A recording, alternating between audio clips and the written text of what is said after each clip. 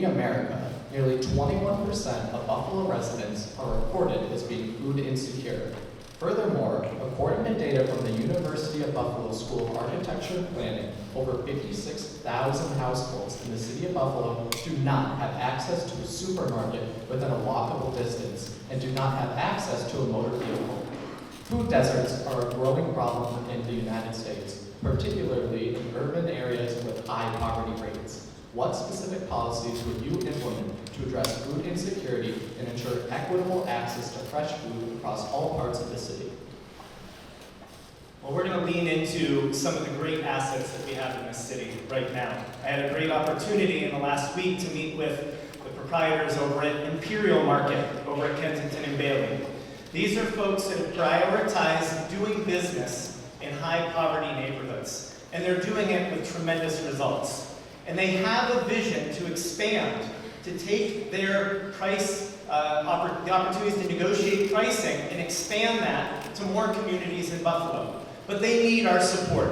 And what can the city of Buffalo do? We can fast track permitting and inspections. We can help identify spaces where they can utilize that and bring their low-cost services to a community.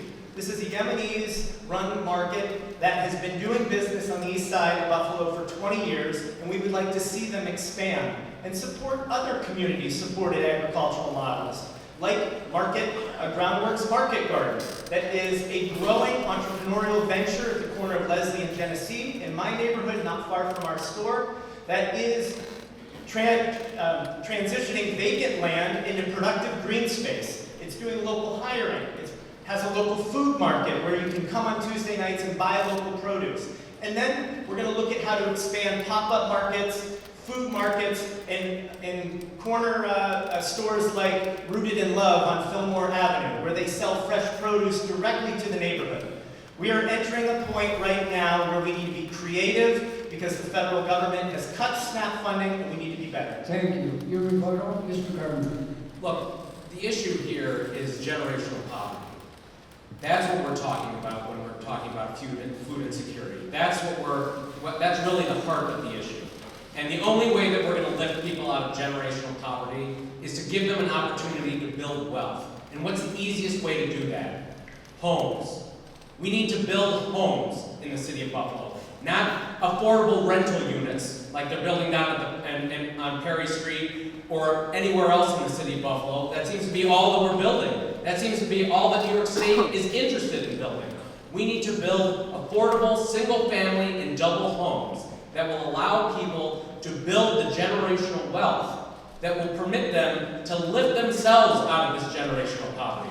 That's how we're going to solve the food insecurity crisis. It's by lifting people out of the crushing poverty that has plagued this city for far too long. Thank you, Mr. Gardner. Mr. Ryan.